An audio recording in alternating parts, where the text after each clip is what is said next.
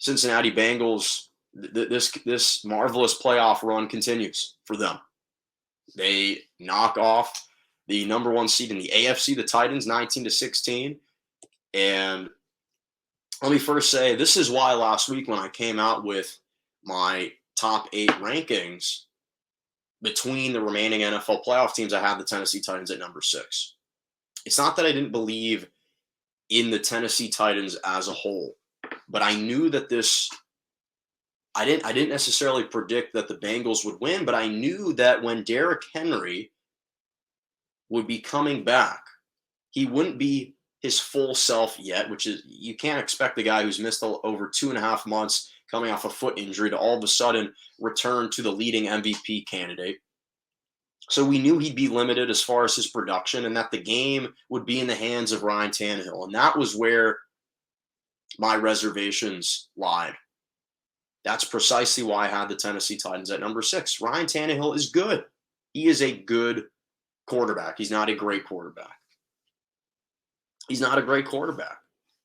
And that's what this game came down to. That's the reality. Again, Derrick Henry is a monster, but you look at when he's been shut down, when he's been bottled up, and the onus has shifted on to Ryan Tannehill, could he produce? And we have seen that in the postseason the last now 3 years. That's the body of work. That's a sample size. In 2019, it was Henry that rushed for 182 yards against the Pats and 195 against the Ravens that propelled the Titans to the AFC Championship game. What happened against the Chiefs? That didn't happen. Derrick Henry was contained. The bulk of the load was shifted onto Ryan Tannehill, and he couldn't deliver. Last year against the Ravens, he threw a pick. Derrick Henry was bottled up. He couldn't lead the Titans to victory at home. And now this year, he had a couple good passes. He had one stellar pass. The touchdown pass to A.J. Brown was an absolute beauty. I'll give him credit for that one, but 3 interceptions. And perhaps the biggest interception of the season with 22 seconds left at midfield. So that's the problem, because you look at every other aspect of the Titans game and they were flawless. No turnovers as far as fumbles, no fumbles. The defense, I don't think, could have played better. You can't ask a defense to play any better than they did. They sacked Burrow 9 times. 9 times. They intercepted him once. That's all you can ask for from your defense. And yet you still find a way to come up short. That falls on Ryan Tannehill. And right now, that locker room feels probably a bit vexed right now.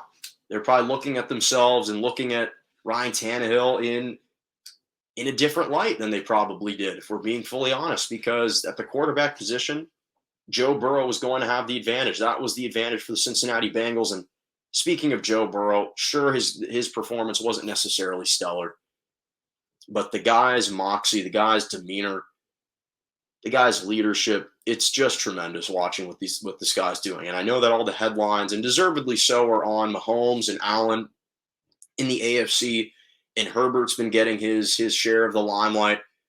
But Joe Burrow's arriving too. With this guy, the bounce back season that he's had, from tearing his ACL last year to leading this team to the postseason, to imbuing additional confidence in the team and imbuing and infusing this new swagger in this team that we hadn't seen from them in over 30 years.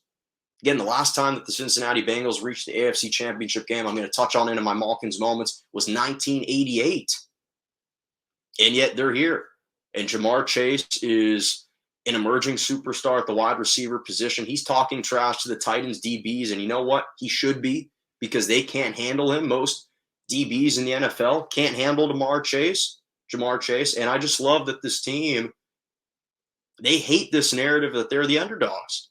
And they actually balk at the fact that they're viewed as underdogs, and they don't want to use that as motivation, because at the end of the day, they see themselves in a much more optimistic light as the team to beat. You talk to all their defensive players, all the quotes in that locker room from the post game were We're insulted by the fact that we're viewed as underdogs. Those teams should be trying to and vying to beat us.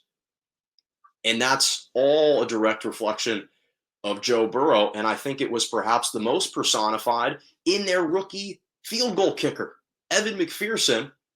There was a great quote by Joe Burrow where he said that prior to the game-winning field goal kick, after McPherson finished his warm-up swing, that he said, looks like we're going to the AFC Championship game right before the kick. If that's not Joe Burrow's attitude personified in a field goal kicker, then I don't know what is. Because I think we're looking at perhaps the next great up-and-coming field goal kicker in the NFL, another guy that's going to be around for years. And it's only fitting that he delivered a 52-yard game winner on the road. It was just a fantastic win. The defense, which typically isn't applauded always, came up huge. They were clutch. So, again, it's easy to gang up on Tannehill, and I already did, but it's easier to be complimentary of what the Bengals achieved. And that's what I prefer to do. Now, selfishly, I also think the Bengals versus the Chiefs is going to be a lot more entertaining than the Titans versus the Chiefs would have been. So I'm actually kind of happy that we get to see a rematch of Mahomes and Burrow, because that Week 17 game was electric between the two quarterbacks. So we get another treat in the AFC Championship game. But shout out to the Bengals for they almost like the Atlanta Hawks from last year, where we said who reached the Eastern Conference Finals, where we almost said like they were a year ahead of schedule from where we had anticipated they would be. Now, I'm not saying we're trying to claim that the Bengals will all of a sudden fall off the face of the NFL next year, nor am I necessarily guaranteeing that they're going to reach the AFC Championship game again, but that they are a precocious bunch, that they are a group that is overachieving beyond kind of their years. So big shout out to them. That was a fantastic performance by them.